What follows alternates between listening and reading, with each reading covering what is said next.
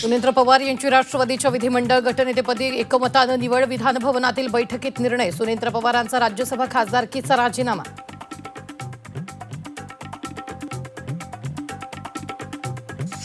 सुनेंद्र पवार यांचं उपमुख्यमंत्रीपदाचा आज संध्याकाळी 5:30 वाजता शपथविधी. आमदारांचं शिफारशीचं पत्र मुख्यमंत्र्यांना सादर. कराडची सभा रद्द करून शिंदे मुंबईकडे रवाना, तर पवार कुटुंब उपस्थित नसणार. राष्ट्रवादीनं काय करावं हा त्यांचा निर्णय, त्यावर भाष्य करणार नाही. सुनेंद्र पवारांच्या उपमुख्यमंत्रीपदाच्या शपथविधीवर शरद पवारांचं वक्तव्य. शपथविधीबाबत माहिती नसल्याचंही स्पष्ट.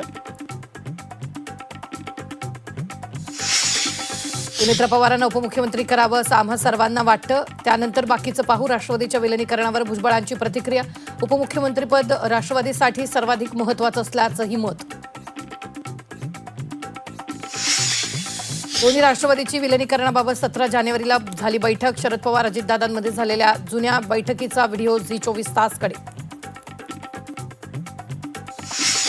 सुनील तटकरे, प्रफुल्ल पटेल व्यावसायिक आहेत, स्वार्थासाठी दोघं कोणत्याही थराला जाऊ शकतात. अंबादास दानवेंची तटकरे पटेलांवर टीका.